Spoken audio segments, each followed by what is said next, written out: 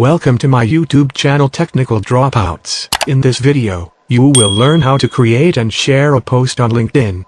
Currently I am on LinkedIn homepage, and to share the posts on the LinkedIn you can click on the direct controls like photo icon control to share photo post, video icon control to share video post, event control to share an event, and you can share the articles on the LinkedIn. Another way is to click on start a post control.